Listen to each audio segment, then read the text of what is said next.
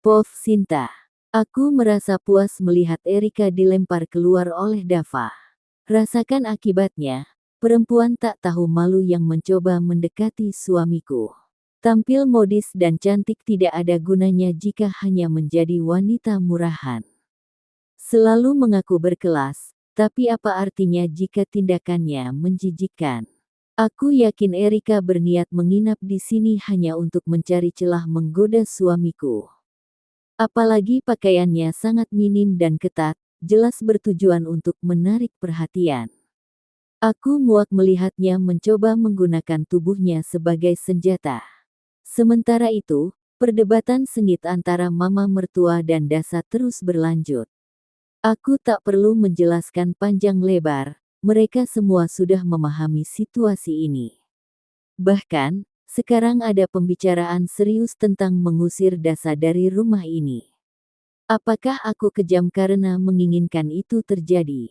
Tidak peduli. Jika dia pergi, tidak ada lagi yang mengganggu ketenangan rumah tanggaku. Namun tiba-tiba, Dasa pingsan di tengah ruangan. Mama, yang awalnya hendak menemui Nadia di kamar, langsung berbalik menghampirinya. Dasa, seru Mama sambil berjongkok, mengguncang tubuh Dasa. Bangun. Aku tahu kamu hanya berpura-pura. Hardik Dava, seolah membaca pikiranku.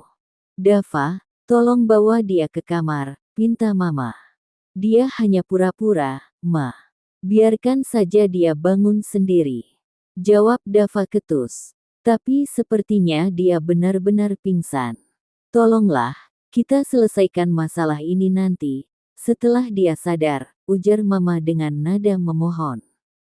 Dengan enggan, Dava akhirnya membopong tubuh Dasa ke kamar. Aku dan Mama keluar, meninggalkan mereka. Sebelumnya, Mama sempat menemui Nadia untuk menenangkannya. Meski hanya nenek tiri, kasih sayang Mama begitu tulus. Mama minta maaf atas perbuatan Dasa. Mama tidak menyangka dia tega melukai fisik anak kecil seperti Nadia, ucap Mama dengan nada menyesal. Aku mendengarkan sambil mengangguk. Mama lalu melanjutkan, Mama dulu merasa kasihan padanya. Awalnya, dia tampak seperti gadis baik-baik, sopan, dan ramah. Tapi entah kenapa, beberapa bulan terakhir dia berubah drastis. Penampilannya semakin terbuka, sikapnya pun jadi tidak terkendali. Mama mencoba memaklumi, berpikir ini karena pengaruh teman-temannya. Tapi, Mama menghentikan ucapannya, menarik napas panjang. Mungkin Mama salah mengambil keputusan. Mama akan mengembalikan dia ke keluarganya, lanjut Mama dengan nada tegas. Dia masih punya keluarga, tanyaku, sedikit terkejut. Masih. Dia punya bibi dan paman. Sebelumnya, dia tinggal bersama mereka, jawab Mama. Mama juga mengatakan bahwa proses memasukkan nama Dasa ke kartu keluarga belum selesai. Rencana itu kini resmi dibatalkan. Mama bahkan meminta mereka untuk segera menghentikan prosedur tersebut. Hampir 2 jam berlalu sejak Dasa dikurung di kamar. Tadi, dia berteriak histeris, menolak pergi dari rumah ini. Kini dia mengunci diri di dalam. Ponselku bergetar. Tanda pesan masuk dari Dasa. Tak semudah itu kamu singkirkan aku. Aku tetap anak Mama. Aku membaca pesan itu dengan gelengan kepala. Malas sekali meladeni akalnya yang licik. Bagiku, ini hanya masalah waktu sebelum dia benar-benar pergi. Pagi ini, aku bersiap mengantar Nadia ke rumah ibu. Setelah kejadian kemarin, Nadia masih terlihat cemas dan ketakutan. Aku berharap, setelah kami menempati rumah baru nanti, Nadia bisa kembali tinggal bersama kami dan merasa lebih tenang. Sebelum berangkat, aku mengajak Nadia menuju ruang makan untuk sarapan. Meski di rumah ini ada asisten rumah tangga, aku tetap memilih memasak sendiri. Aku menyiapkan sarapan untuk Dava dan Mama sebagai bentuk perhatian dan kasih sayangku.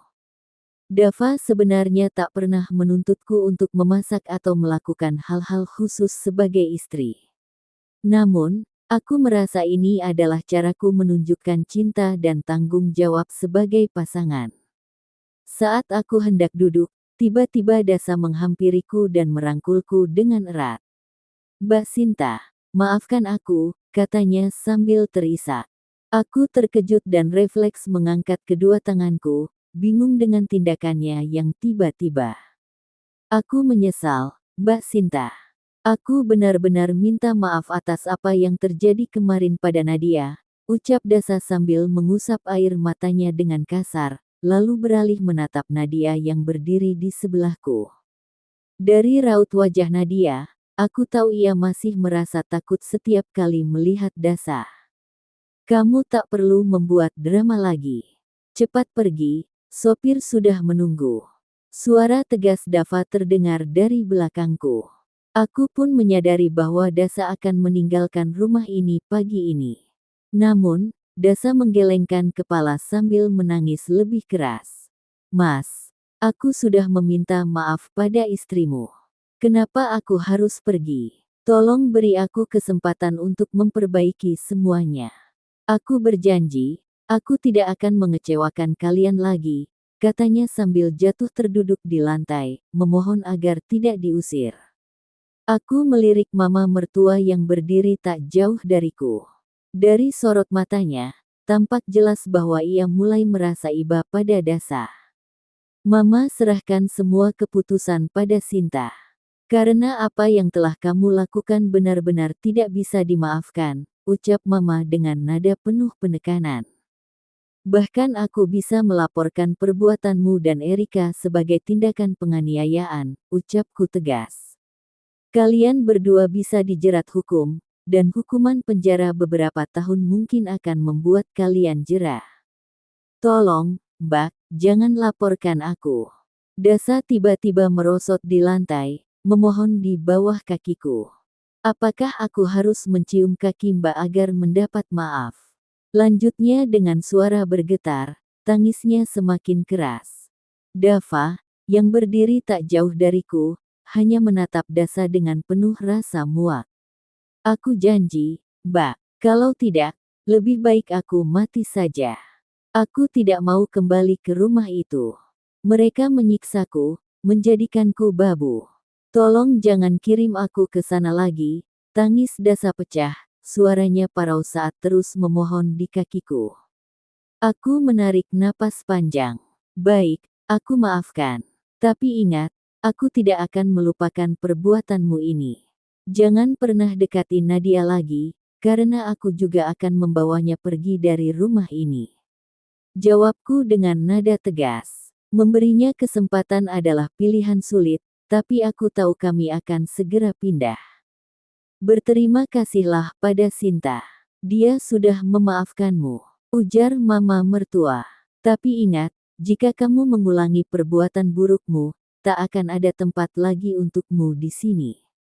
"Terima kasih, Mbak," ujar Dasa sambil kembali memeluk kakiku. Aku tidak tahu apakah ini tulus atau hanya aktingnya lagi. "Ma, apakah aku masih bisa tinggal di sini?" tanya Dasa penuh harap. Mama mengangguk dengan syarat. "Kamu masih boleh tinggal, tapi fasilitas seperti mobil, ATM, dan lainnya akan Mama cabut. Kamu harus fokus kuliah," tegasnya. "Baik, Ma. Dasa akan kuliah dengan serius. Tidak masalah jika fasilitas itu diambil. Aku sungguh menyesal," jawab Dasa sambil tergugu. Kali ini, dia tampak benar-benar menyesal. "Namun, bisakah aku percaya?" Setelah mengantar Nadia ke rumah ibu, Dava mengantarku ke toko. "Sayang sekali kamu memaafkan Dasa," komentar Dava di perjalanan. "Kamu dan Mama terlalu mudah percaya dengan aktingnya." Aku menoleh padanya. "Kita lihat saja nanti, Mas. Apakah dia benar-benar berubah atau hanya pura-pura?"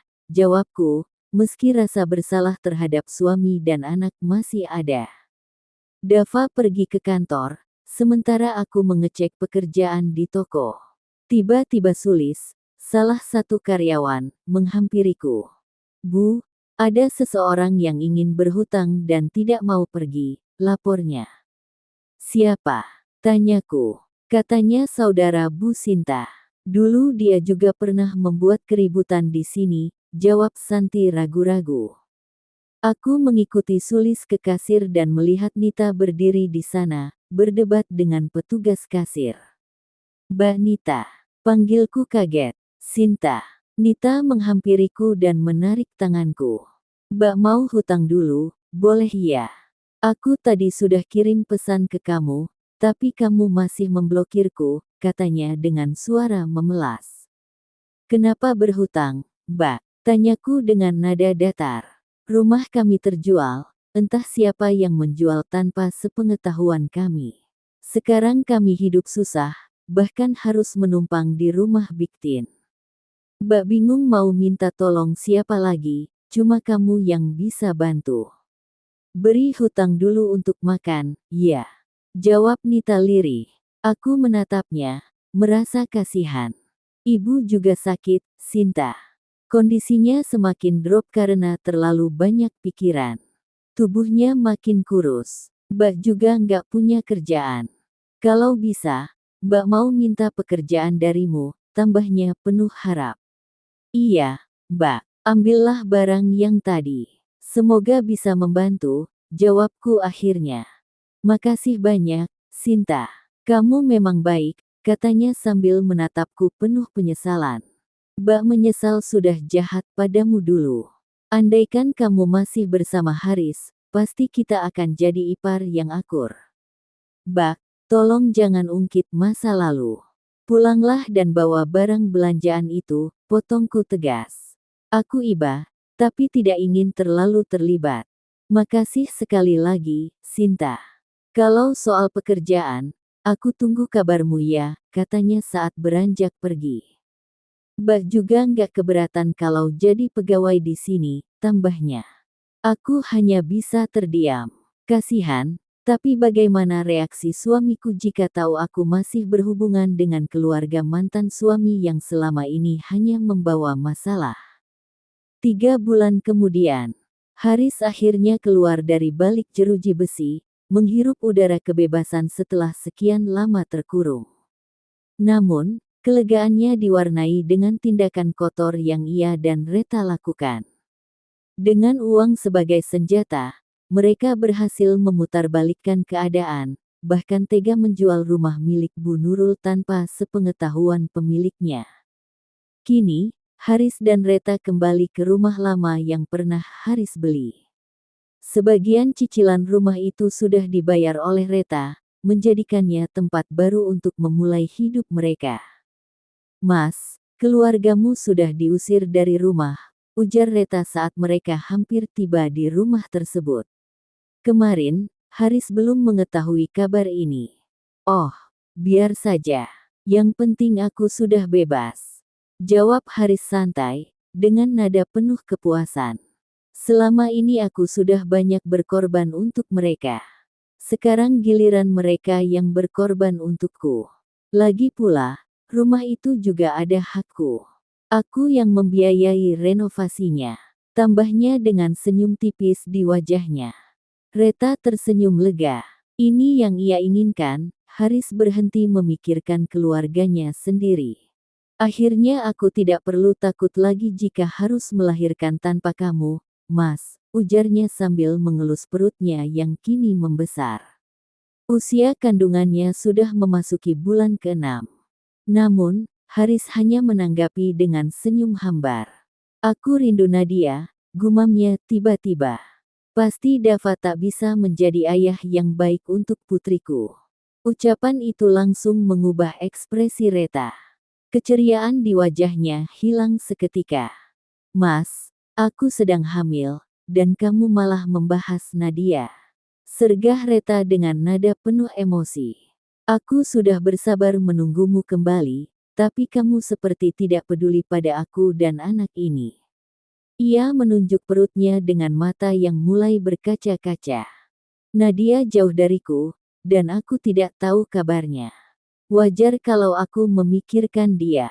Kamu tidak perlu cemburu, jawab Haris datar, tanpa memedulikan protes Reta. Ia mengangkat tasnya dan berjalan mendahului Reta yang masih berdiri di tempat, tampak kesal dan kecewa. Haris mengusap wajahnya dengan frustrasi sambil menatap layar ponselnya. Akun media sosial milik Sinta dan Dava penuh dengan foto-foto kebahagiaan mereka bersama Nadia. Sebuah potret keluarga kecil yang tampak begitu harmonis. Arg, dia sudah merebut posisiku. Nadia seharusnya ada di sisiku, bersama aku dan ibunya. Geram Haris sambil meremas rambutnya dengan kesal. Sinta, aku sudah keluar dari penjara. Aku akan menemui Nadia. Haris mengetik pesan itu dan mengirimkannya kepada Sinta. Setelah itu, ia kembali menatap foto-foto di akun tersebut, rasa cemburu membakar dadanya. Mas, lihat ini hasil USG bayi kita. Reta menghampirinya dengan penuh harapan, menunjukkan foto hasil USG kandungannya. Namun, perhatian Haris sepenuhnya terpaku pada ponsel di tangannya, tak peduli dengan apa yang dibawa istrinya. Mas, panggil Reta dengan nada pelan sambil melirik layar ponsel Haris. Ia mendapati suaminya sedang mengintip akun media sosial Sinta. Perasaan panas membakar hatinya. Kamu masih saja memata-matai akun mantan istrimu. Reta meledak marah dan melempar foto USG itu ke arah Haris, tepat mengenai wajahnya. Apa sih kamu ini? Jangan ikut campur urusanku. Istri gak tahu sopan santun, selalu ingin tahu apa yang dilihat suami. Bentak Haris, mengambil bantal di dekatnya dan melemparkannya ke arah Reta. Reta tercengang dengan sikap kasar suaminya. Mas, serunya, menahan tangis. Aku bosan di rumah ini. Jangan banyak tingkah kalau kamu gak mau jadi janda. Hardik Haris dengan nada penuh amarah. Kenapa kamu gak pernah menghargai aku, Mas? Ingat, siapa yang membantu kamu keluar dari penjara? Aku. Aku yang mencuri sertifikat demi membayar uang tebusan untukmu. Balas Reta, mengingatkan pengorbanannya. Sertifikat itu milik ibuku juga. Kamu cuma mengambilnya saja, bukan kerja kerasmu. Balas Haris dingin. Sekarang, mana sisa uang penjualan? Aku mau uangnya sekarang juga. Tuntutnya. Sisa uang itu sudah habis. Jawab Reta asal, mencoba menghindar. Habis. Bohong. Mana sisa uangnya? Bukannya aku sudah bilang aku butuh 300 juta. Haris mendekat dengan nada semakin tinggi, membuat Reta gelagapan. Ada, Mas, uangnya ada di rekening, jawab Reta terbata-bata. Besok kita ambil uangnya. Perintah Haris tanpa basa-basi, lalu berlalu meninggalkan Reta. Sementara itu, Reta melangkah ke kamar dengan wajah muram, seolah menyembunyikan sesuatu yang besar dari suaminya. Bu Nurul mengusap air matanya dengan lelah sambil memegang selembar uang Rp20.000 di tangannya. Ia bingung harus memasak apa dengan uang yang begitu sedikit. 2 bulan lalu, ia dan anak-anaknya diusir dari rumah adiknya, Tini, dan kini harus menyewa kontrakan kecil. Hidup terasa semakin berat, apalagi anak-anaknya tak bisa diandalkan seperti Haris dulu. Hanan hanya sesekali menjenguk mereka, sementara Kiki, yang katanya bekerja, tak pernah sekalipun memberi uang untuk membantu ibunya. Hanya Nita dan Gea yang tinggal bersamanya di kontrakan itu. Nit, kamu sudah pulang? Tanya Bu Nurul, membuka pintu kamar Nita dan melongok ke dalam. Ia mendapati Nita dan anaknya sedang asyik menyantap ayam goreng cepat saji yang terlihat dari bungkusnya. Saat melihat ibunya mengintip, Nita buru-buru menyembunyikan bungkus makanan itu di bawah bantal. Bu Nurul hanya menelan ludah, merasa sedih melihat Nita yang begitu pelit berbagi makanan enak. Aku cuma beli 2 potong, itu pun buat Gea, Bu. Ujar Nita sebelum Bu Nurul sempat bertanya. Kamu sudah dapat uang dari Bu Lastri? Tanya Bu Nurul pelan, mencoba menahan emosi. Kenapa sih ibu kepo banget? Cuma dikasih 1 juta kok. Balas Nita dengan nada tak suka. Ibu cuma mau minta 100 ribu, Nit. Ibu butuh buat berobat. Kaki ibu sakit, asam uratnya kambuh, takut gak bisa jalan, pinta Bu Nurul dengan nada memohon. Halah, manja banget, Bu. Makanya jangan makan daun bayam terus, istirahat aja cukup, gak perlu berobat. Aku juga harus hemat, balas Nita sinis. Udah sana, keluar aja. Jangan ganggu, bentak Nita sambil menutup pintu kamar. Bu Nurul terduduk lemas di lantai ruang tengah. Hatinya hancur. Nita yang dulu perhatian kini berubah menjadi pelit sejak hidup mereka menjadi susah. Semua perhiasan Bu Nurul telah terjual untuk kebutuhan sehari-hari, tapi bahkan untuk berobat pun Nita tak peduli. Apakah ini balasan atas dosa-dosaku? Apakah Sinta tak mau memaafkanku, sehingga aku terus hidup dalam penderitaan? Gumam Bu Nurul, air matanya mengalir hangat di pipinya. Setiap kesulitan yang ia rasakan selalu mengingatkannya pada Sinta. Betapa dulu ia sering memperlakukan Sinta dengan tidak adil. Dulu, Sinta bisa bertahan hidup dengan uang 30 ribu.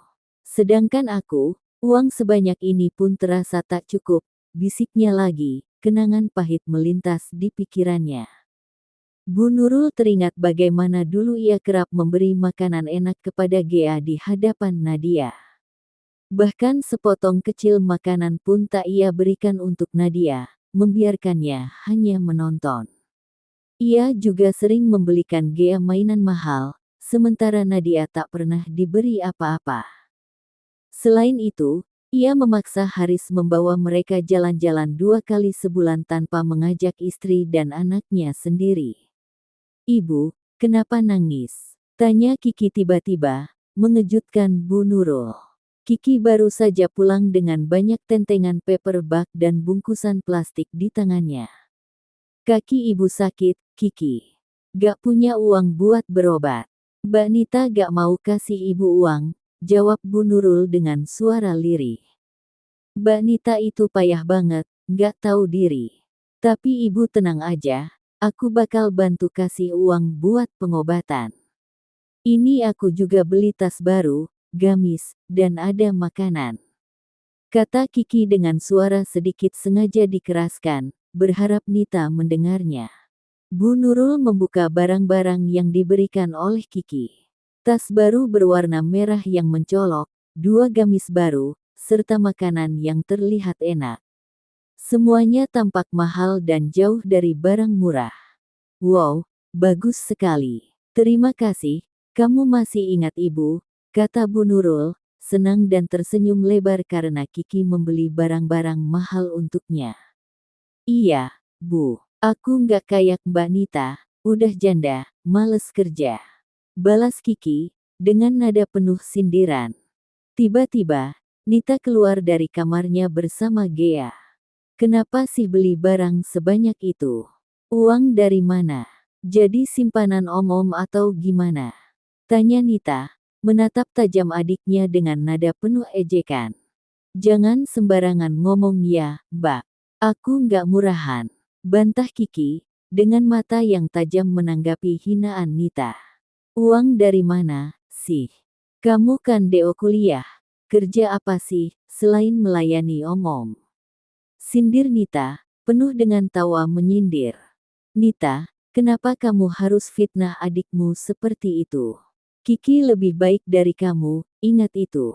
Jawab Bu Nurul, tak terima dengan perkataan Nita. Lebih baik, cuma jual diri, ibu bangga. Balas Nita, penuh sindiran. Apakah benar seperti yang dikatakan mbakmu? Tanya Bu Nurul pada Kiki, wajahnya tampak cemas. Enggak Bu, itu enggak benar. Aku pacaran sama anak orang kaya. Semua barang ini dia yang beliin, dan sebentar lagi aku akan bertunangan sama Roy. Aku beliin ini buat ibu, supaya bisa hadir di acara pertunanganku nanti. Jelas Kiki sambil tersenyum, dan sesekali menatap Nita yang semakin cemberut. Jadi kamu mau menikah sama orang kaya? Bu Nurul terpana mendengar berita itu. Kamu yakin dia orang kaya? Nanti dikibulin lagi, sindir Nita. Mbak nggak percaya kalau dia orang kaya. Jangan khawatir, Bu. Aku sudah ketemu orang tuanya, jadi nggak mungkin dia bohong. Aku nggak bakal ditipu kayak Mbak, yang diselingkuhi diam-diam. Kiki tertawa kecil, merendahkan Nita di depan ibu mereka. Pov Sinta. Setelah peristiwa itu, Dasa memang berubah menjadi pribadi yang lebih baik. Ia tidak lagi mencari masalah denganku. Sekarang, aku juga sudah pindah ke rumah baru bersama Mas Dava. Nita yang sebelumnya meminta pekerjaan, aku sudah mendapatkan izin dari Mas Dava. Suamiku memberi kebebasan padaku untuk memutuskan, jika aku merasa kasihan dan ingin memberinya kesempatan bekerja. Akhirnya, aku memberi Nita kesempatan itu. Pada awalnya, Nita bekerja dengan baik, meskipun di minggu kedua, ia sempat berhutang sebesar 2 juta. Nita mengaku meminjam uang itu untuk biaya pengobatan mantan ibu mertuanya. Aku pun memberinya pinjaman. Namun, setelah itu, Nita mulai berhenti datang bekerja. Aku mengirimkan pesan karena ia sudah hampir seminggu tidak hadir, tapi yang terjadi justru ia memblokir nomorku setelah melihat pesan tersebut berubah menjadi centang biru. Nanti utangnya pasti aku bayar. Baru seminggu utang sudah ditagih. Tulis Nita dalam balasan pesan 4 hari setelah memblokirku. Aku bingung, kenapa Nita berpikir aku sedang menagih utang. Padahal aku hanya ingin tahu apakah ia berniat kembali bekerja.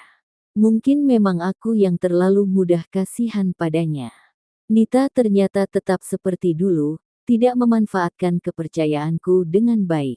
Sudah baik aku memberi kesempatan, agar ia bisa mencukupi kebutuhan hidupnya, sesuai dengan keluhannya. Sekarang, aku tidak pernah lagi mendapat kabar dari Nita, apalagi soal utangnya. Sepertinya, aku harus ikhlas dengan uang 2 juta yang ia pinjam dariku.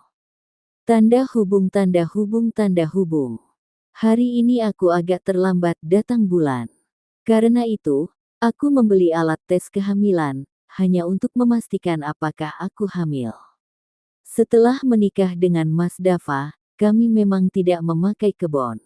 Setelah menunggu 2 menit, garis 2 warna merah muncul di alat tes tersebut.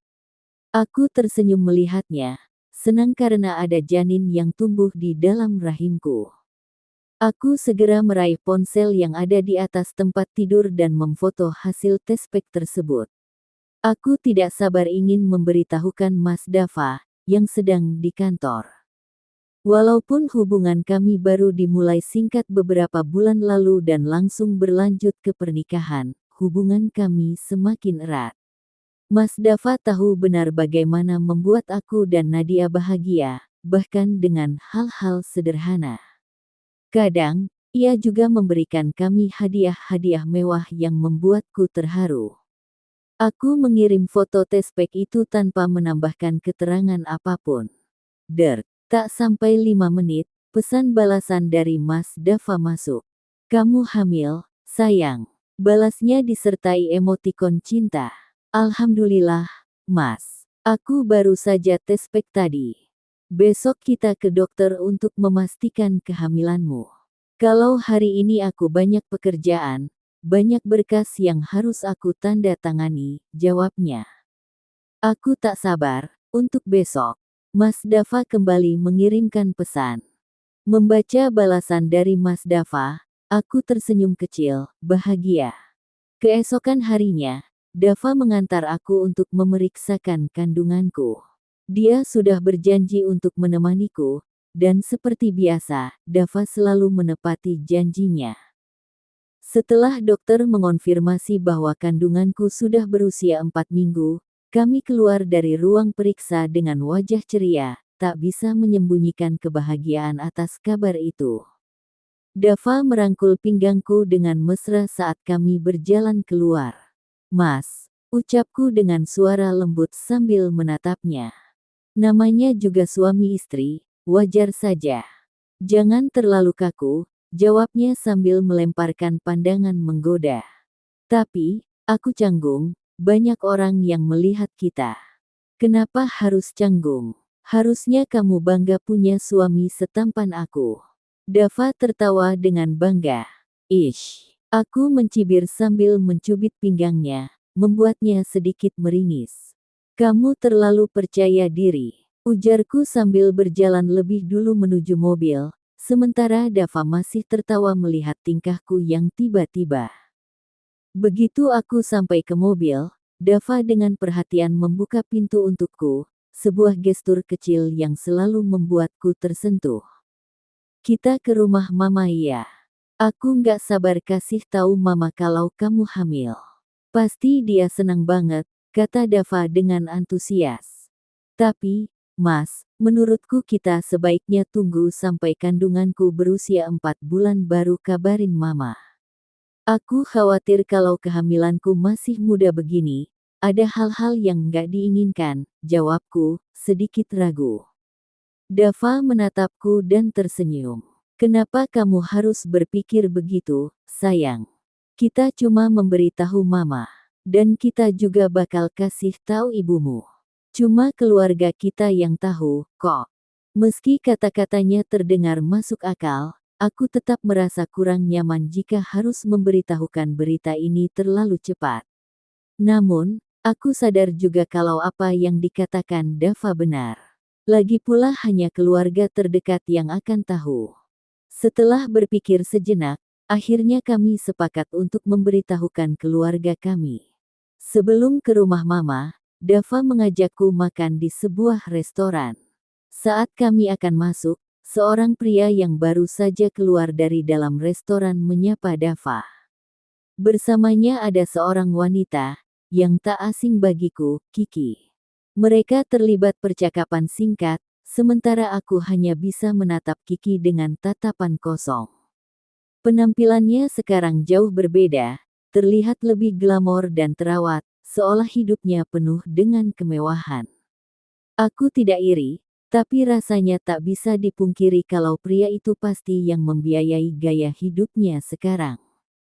Rambutnya yang kini pirang, kulitnya yang semakin bercahaya, semuanya tampak mahal. Aku tahu dari adikku, Febri, bahwa Kiki sudah dikeluarkan dari kampus, dan mendengar gosip bahwa hidupnya kini bergantung pada pria yang selalu menemaninya. Kemudian, Kiki melengos dan menundukkan kepala.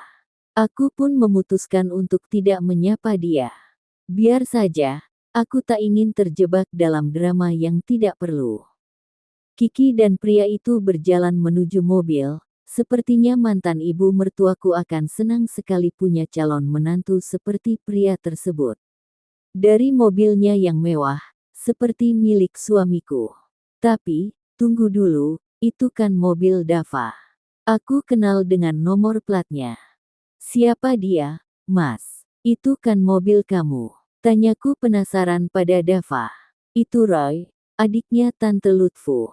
Kemarin dia memang pinjam mobilku yang ada di rumah mama. Sudah biasa kalau dia pinjam mobil untuk kencan, jelas Dava santai. Dia nggak punya mobil sendiri. Punya, tapi entahlah, kadang dia suka pinjam, jawab Dava, sambil menggandeng tanganku dan mengajak masuk ke restoran.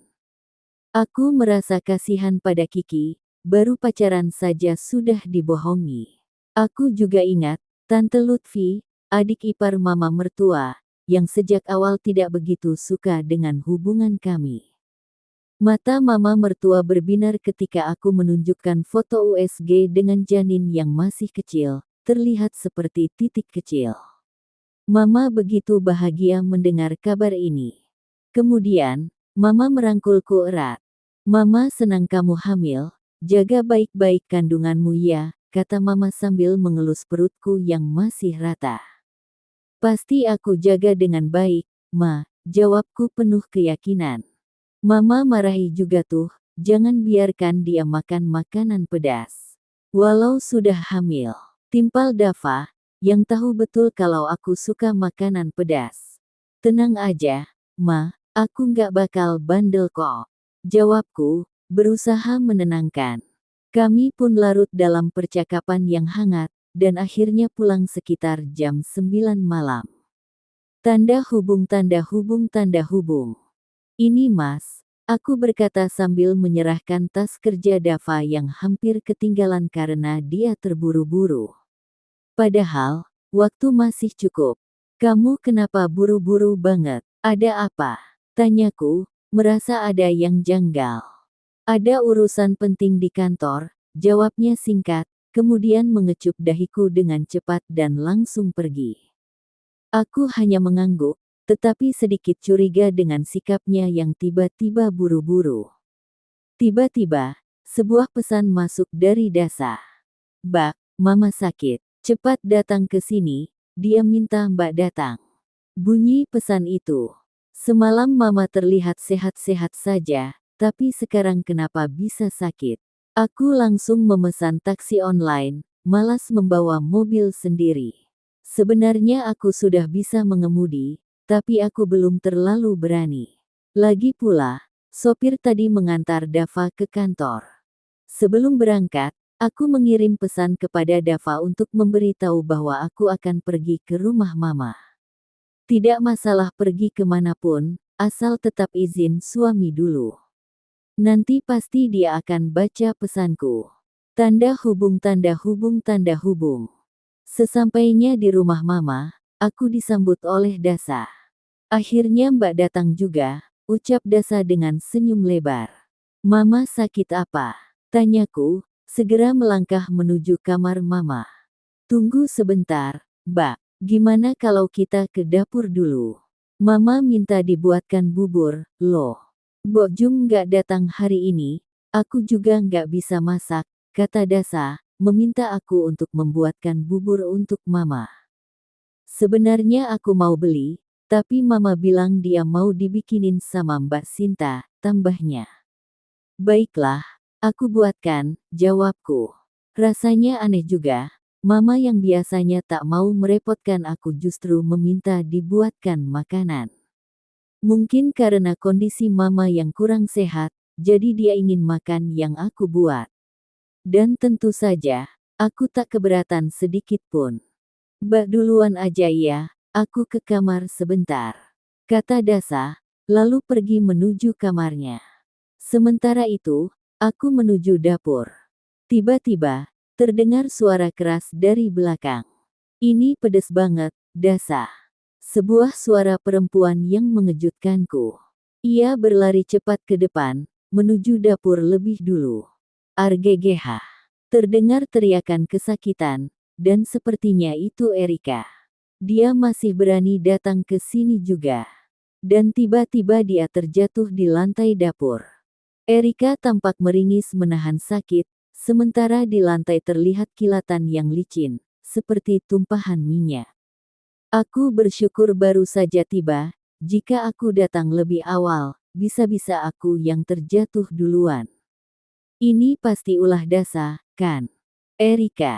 Dasa tiba-tiba muncul dan terkejut melihat temannya terjatuh di lantai licin itu.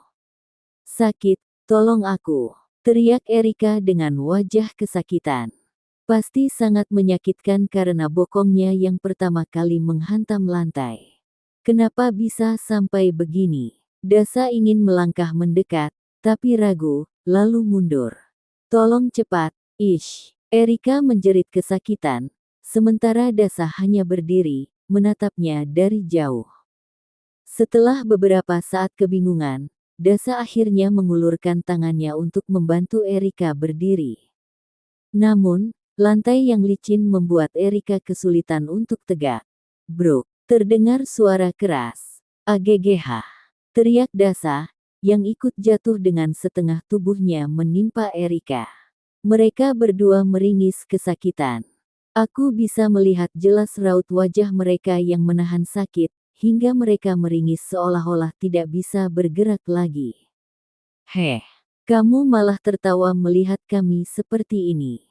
Panggilkan seseorang untuk membantu, bentak Dasa dengan tatapan tajam. Dia kesal melihat aku yang malah tertawa menyaksikan kejadian ini. Haha, rasakan. Kamu yang menyuruh aku ke dapur, ternyata kamu malah menyiapkan jebakan ini untukku. Jawabku dengan senyum, sambil melipat kedua tangan di depan dada. Apa maksudmu? Dasa tampak terkejut dan mencoba berdalih. Aku bukan bodoh, sekarang ini senjata makan tuan. Balasku sambil merekam mereka berdua yang masih terjatuh di lantai. Berapa banyak minyak yang mereka tumpahkan hingga bisa membuat lantai itu licin. Video ini akan aku tunjukkan pada Dava dan mama mertuaku nanti. Sinta, berhenti. Jangan rekam kami. Bukannya membantu, malah senang melihat kami jatuh. Teriak Dasa, merasa kesal. Ya, aku senang melihat orang yang licik seperti kalian terkena jebakan sendiri. Bangkit saja sendiri, karena aku tidak mau ikut terjatuh bersama kalian. Jawabku santai. Bak, jangan fitnah aku dan mengatakan hal buruk pada mama. Dasa menatap tajam, jelas terlihat ketakutannya. Dia khawatir aku akan melapor pada mama dan tidak akan ada pengampunan baginya. Aku tahu kamu ingin aku jatuh, kan? Apalagi sekarang aku sedang hamil. Sudah jelas niat burukmu. Aku berkata dengan tegas, lalu pergi meninggalkan mereka berdua yang masih tergeletak di lantai. Terserah mereka bisa bangkit atau tidak, yang jelas aku tidak akan menolong mereka. POV Autor. Kamu memang bodoh, sudah menyiapkan jebakan, malah kita yang kena. Gerutu Erika dengan kesal. Kamu juga sama bodohnya. Bukankah ini ide kamu yang menyuruh aku untuk mengundang dia ke sini? Balas Dasa dengan nada marah, tak terima. Yang bertanggung jawab atas semua ini ya kamu. Kata Dasa, menunjuk Erika dengan penuh amarah. Mereka berdua saling melemparkan tuduhan dan sumpah serapah. Memang benar, rencana itu datang dari keduanya. Namun sekarang mereka yang malah terjebak dalam situasi ini. Kalau aku sampai diusir dari rumah ini, kamu yang harus bertanggung jawab. Teriak Dasa, tak terima. Itu bukan urusanku. Semua ini percuma. Kalau Sinta tidak keguguran, Dava juga tidak akan pernah jadi milikku. Dia tetap dengan istrinya yang bodoh itu. Aku hanya dapat malu. Jawab Erika, dengan napas terengah-engah menahan frustrasi. Dasa mendorong tubuh Erika. Seharusnya aku tidak membantumu lagi. Inilah hasilnya. Serunya dengan geram. Erika membalas, mendorong tubuh Dasa kembali. Mereka masih terjatuh di lantai yang licin, penuh dengan tumpahan minyak. Saling menyalahkan dan bertengkar, kedua perempuan itu tak bisa menahan amarah. Dasa mulai merasa cemas. Jika dia sampai diusir, itu akan menjadi mimpi buruk yang nyata. Dia takut mamanya tidak akan menganggapnya lagi sebagai anak. Sebuah tamparan keras membuat Dasa kaget, tubuhnya terhuyung mundur. Dengan ketakutan, dia berlari menuju mama, memohon perlindungan dari kemarahan Dava yang pasti akan meledak setelah mendengar laporan dari Sinta. Namun, mamanya mundur begitu Dasa ingin memeluknya. Mama, ucap Dasa dengan suara lirih, hampir tak terdengar. Jangan panggil aku mama lagi. Aku tidak ingin punya anak seperti kamu, katanya dengan tegas, wajahnya penuh kekecewaan. Sekarang, pergilah, kata Dava dengan suara datar, menarik tangan Dasa tanpa belas kasihan. Ini rumahku, Mas. Mama akan memberikan rumah ini padaku. Ujar Dasa, berusaha membela diri. Berhenti bilang mama, karena dia bukan ibumu. Kamu wanita licik yang hanya membawa racun ke dalam keluarga ini. Tidak akan kubiarkan kamu tinggal bersama ibu, yang bisa berbahaya seperti ular berbisa. Bentak Dava, tanpa rasa ampun. Aku akan membalas ini, terutama pada istrimu. Teriak Dasa dengan marah sebelum Dava menutup pintu dengan keras, memutus semua kesempatan Dasa untuk kembali. Dava mengusap perut istrinya dengan lembut, lalu mengecup pipi Sinta dengan penuh kasih sayang. Tenang, sayang. Tidak ada yang akan menyakitimu lagi, kata Dava, memeluk Sinta erat. Aku takut, Mas. Dia kembali. Suara Sinta terdengar pelan, penuh kecemasan. Tidak ada yang bisa mengganggumu lagi. Aku akan selalu ada untukmu. Dava berusaha menenangkan Sinta, yang tampak masih trauma dengan manipulasi yang dilakukan Dasa. 4 bulan kemudian, Mas, aku mau melahirkan, dan kamu masih saja terus-menerus terobsesi dengan mantan istrimu. Ingat, dia sudah punya keluarga dan sedang hamil, Mas. Reta hampir menangis, merasa kecewa dengan Haris yang tidak kunjung melepaskan masa lalunya. Kenapa kalau dia sedang hamil? Hah, Haris membentak, mencekal dagu Reta dengan kasar. Mereka sering berdebat soal Haris yang terus mencoba menjalin hubungan dengan mantan istrinya. Dia tak akan kembali padamu, Mas. Kamu punya aku dan calon anak kita. Kamu dengar sendiri kan, apa yang dikatakan dokter. Anak kita memiliki kelainan pada jantungnya. Seharusnya kamu memberikan aku dukungan di saat seperti ini. Aku butuh suami yang bisa menguatkan aku, kata Reta, air matanya mengalir begitu saja. Hasil pemeriksaan dokter tentang janinnya yang memiliki kelainan membuat Reta merasa sangat rapuh. Ia merasa pernikahannya dengan Haris yang dulu ia kira sebagai jalan menuju kebahagiaan, kini malah berakhir dengan kekacauan. Jangan terlalu percaya dengan dokter, dan aku tidak bisa berbohong, aku masih mengharapkan Sinta, ujar Haris dengan ketus. Kamu kurang apa, Mas? Aku tetap setia padamu, bahkan ketika kamu di penjara. Aku yang membantu kamu mencuri sertifikat ibu demi uang jaminan. Reta tidak bisa menahan amarahnya, merasa telah memberikan segalanya untuk Haris. Tunggu, kalian berdua, yang menjual sertifikat ibu. Suara Nita tiba-tiba terdengar, membuat mereka terkejut. Haris dan Reta langsung menoleh, wajah mereka tampak terkejut dan cemas. Kapan Mbak ada di sini? Tanya Haris, menyentuh tengkuknya dan tampak salah tingkah.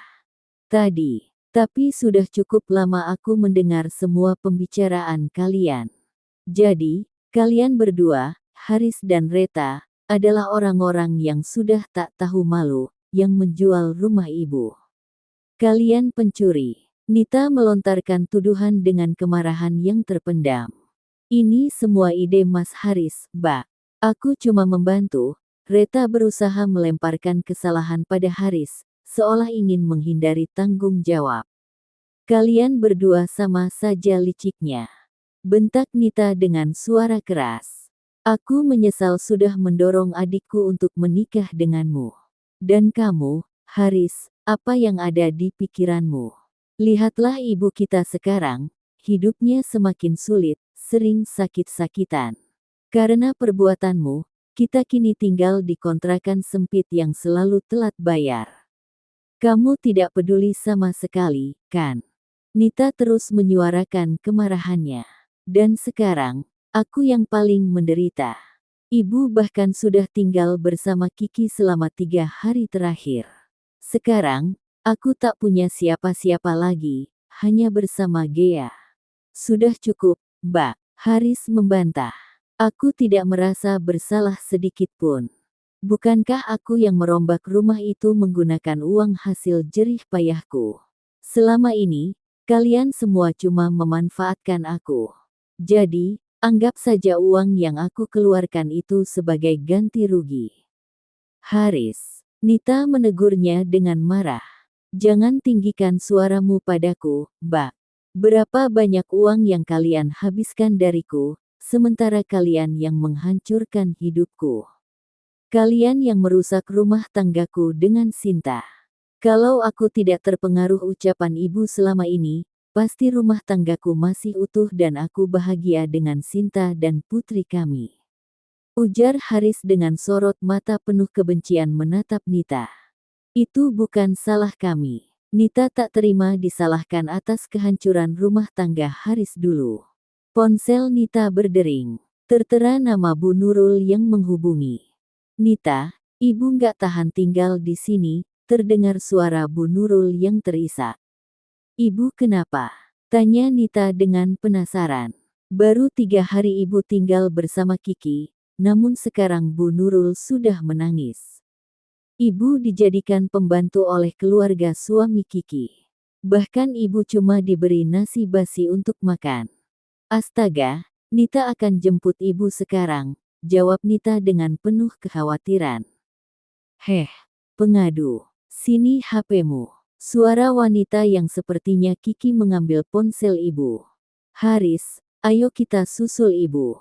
Kasihan ibu, dia dijadikan pembantu sama keluarga besan yang kaya raya itu. Nita mencoba mengajak Haris. Mbak sendiri saja, salah ibu sendiri yang matre tak pernah berubah. Dan terlalu memanjakan Kiki, Haris menolak untuk menyusul sang ibu. Tega kamu, anak durhaka. Hanya itu yang Nita ucapkan dan meninggalkan rumah Haris. Setahun berlalu. Ayo, sayang, cepatlah. Aku haus. Desak Dava dengan nada lembut.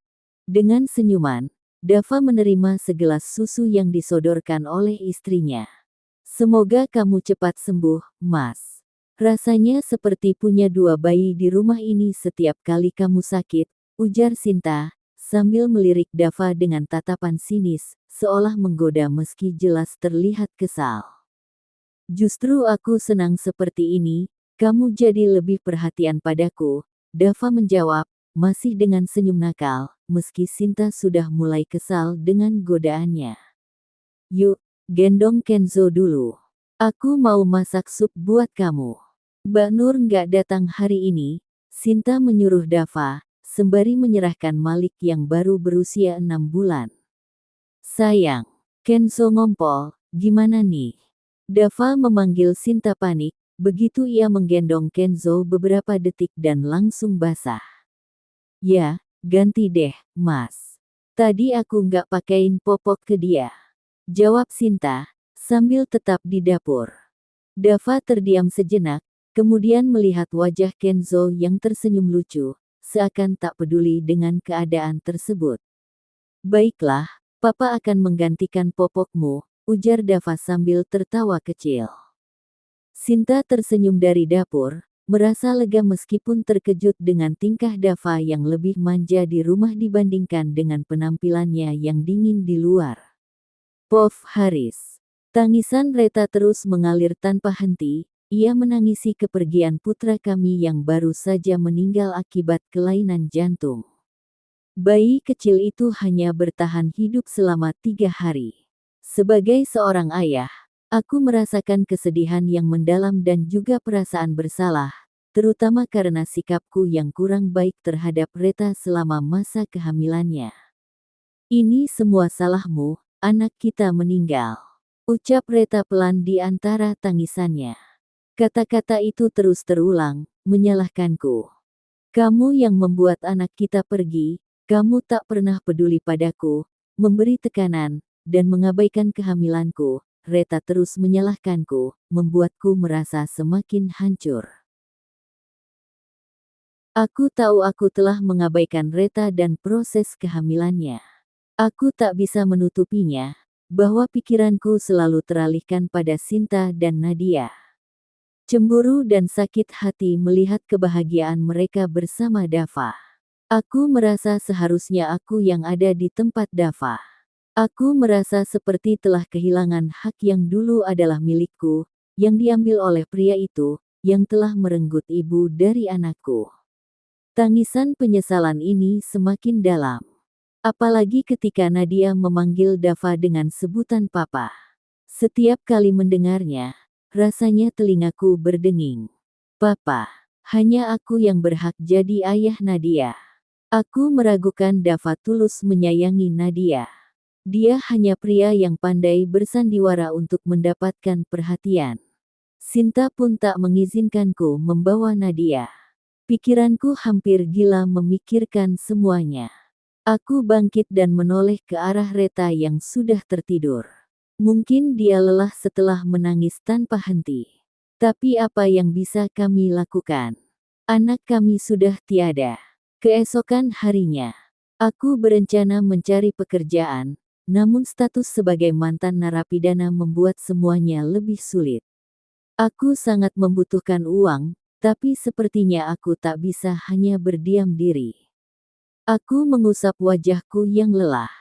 Mengingat Sinta yang sudah melahirkan, kebiasaan lama untuk mengintip akun media sosialnya masih terus kulakukan. Tak adakah penyesalan dari Sinta? Kenapa dia tidak pernah memberi perhatian padaku? Tak terbesitkah di benaknya untuk kembali kepadaku? Mas, aku ingin bercerai denganmu. Suara Reta memecah lamunanku.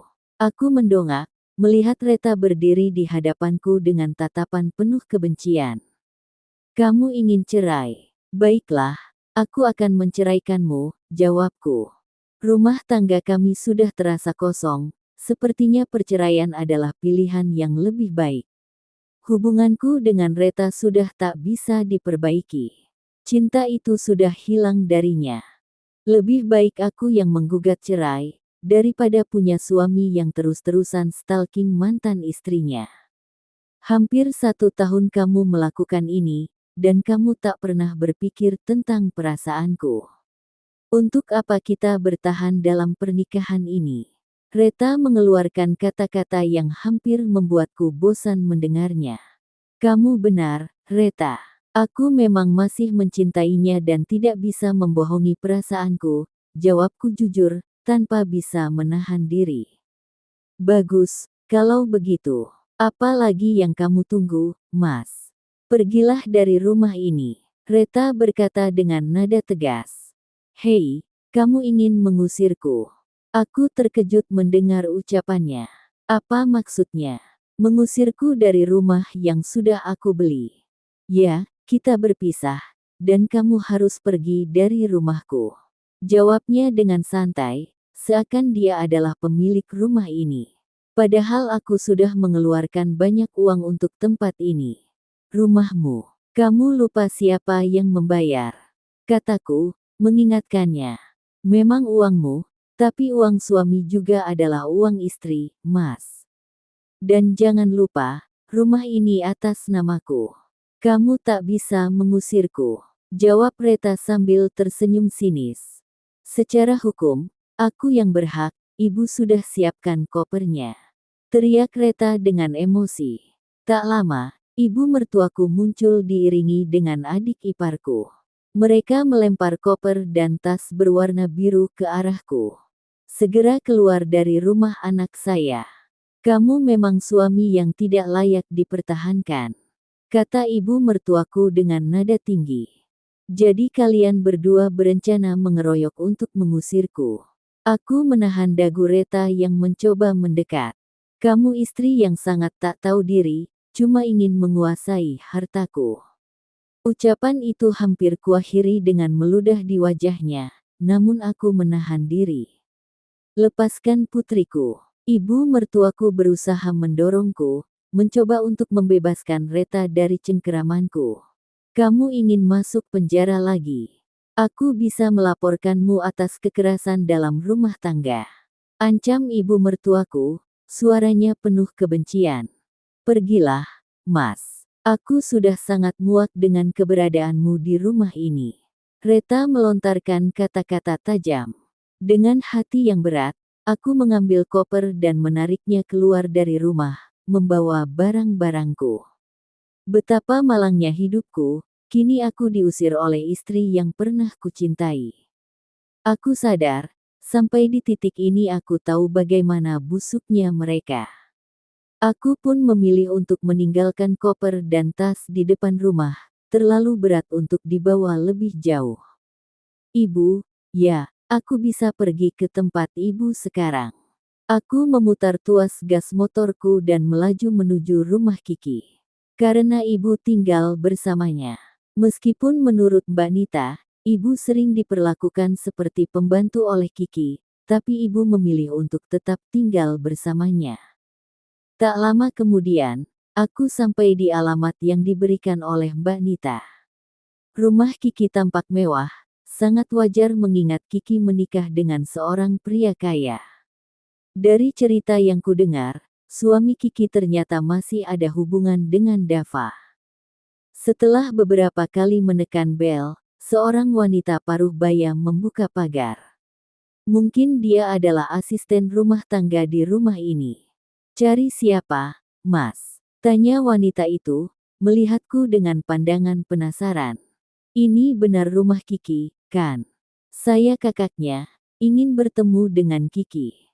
Jawabku, berusaha tetap tenang meskipun keadaan semakin berat.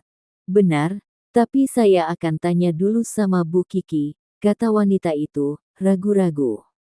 Gak usah, saya ini kakak kandungnya, jawabku tegas. Dengan sedikit paksa, akhirnya aku diizinkan masuk ke dalam rumah mewah itu. Haris, suara yang familiar memanggilku. Aku menoleh dan melihat ibu sedang sibuk menyiram tanaman di halaman. Ibu terlihat semakin kurus dan mengenakan daster yang sudah lusuh. Melihatnya seperti itu, hatiku terasa hancur. Kiki benar-benar durhaka. Selama ini, aku selalu berusaha memanjakan adikku, bahkan ibu, namun inilah balasan yang kami terima. Keadaan ibu yang seperti ini membuat hatiku semakin teriris. Ibu menghampiriku dan langsung memelukku. Suara isakan terdengar. Kamu mau bawa ibu pergi dari sini, kan? Apa kamu ingin mengajak ibu tinggal di rumahmu, Haris? Ibu bertanya dengan penuh harap, mengusap air mata yang menetes. Di mana Kiki, Bu? Aku ingin bicara dengannya. Sudah cukup dia memperlakukan ibu seperti ini, tanyaku, berusaha menahan amarah. Sudah, jangan marahi adikmu. Kiki juga, ibu mencoba membela Kiki. Dia apa, Bu? Jangan terus-terusan membela dia. Di saat dia sudah hidup mewah, justru ibu diperlakukan seperti pembantu. Apa dia lupa dengan apa yang kita berikan untuknya? Ujarku, hampir tak bisa menahan rasa kesal yang meluap. Kiki juga tidak bahagia, Haris. Kamu jangan memarahinya, kasihan dia, jawab ibu, masih mencoba melunak. Kasihan. Kasihan apa maksud ibu? Aku bingung dengan sikap ibu yang masih merasa kasihan pada Kiki, sementara dirinya sendiri diperlakukan tidak adil seperti ini. Tiba-tiba terdengar suara keras dari dalam rumah. Pantes lama banget. Malah ngobrol di sini. Cepetan masakin gue lapar. Seorang wanita dengan suara kasar berteriak. Ia mengenakan lingerie maron dan memiliki rambut panjang pirang. Iya, Non, jawab ibu dengan suara takut. Awas aja kalau lama. Ujaran wanita itu sambil melangkah masuk ke dalam rumah. Siapa dia, Bu? Apa keluarga suami Kiki juga ikut mencampuri kehidupan ibu? Aku tak sabar ingin berbicara dengan Kiki dan memberinya pelajaran. Ibu terdiam dan terus melangkah masuk ke dalam rumah. Aku mengikuti langkahnya. Dari luar, rumah ini terlihat sangat megah. Begitu pula dengan semua isinya yang tampak sangat mewah dan dipenuhi barang-barang berharga. Ibu menuju kamar di bagian belakang. Kemungkinan besar itu adalah tempat ia tinggal. Kiki. Aku terkejut melihat Kiki yang sedang duduk di atas tempat tidur, wajahnya penuh dengan lebam. Kiki, ada apa?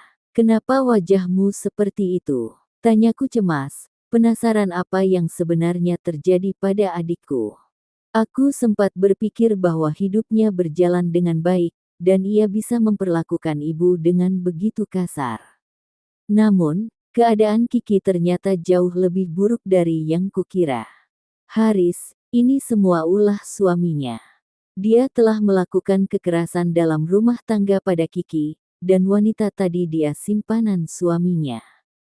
Semalam, Kiki bilang kepada suaminya pulang untuk tidak membawa wanita lain ke rumah, tapi malah dipukul dan disakiti. Selingkuhannya bahkan ikut menganiaya Kiki, jelas ibu, sambil dengan lembut mengusap rambut Kiki. Kiki hanya terdiam, tatapannya kosong dan penuh penyesalan. Kenapa kamu nggak minta cerai saja, dan laporkan pria itu ke polisi? Aku hampir tidak bisa menahan amarahku. Jangan ikut campur, Mas. Aku nggak mau hidup susah dan miskin lagi. Biarkan aku menjalani semua ini, agar tetap kaya. Jawab Kiki dengan suara rendah, seolah pasrah pada nasibnya. Tamat.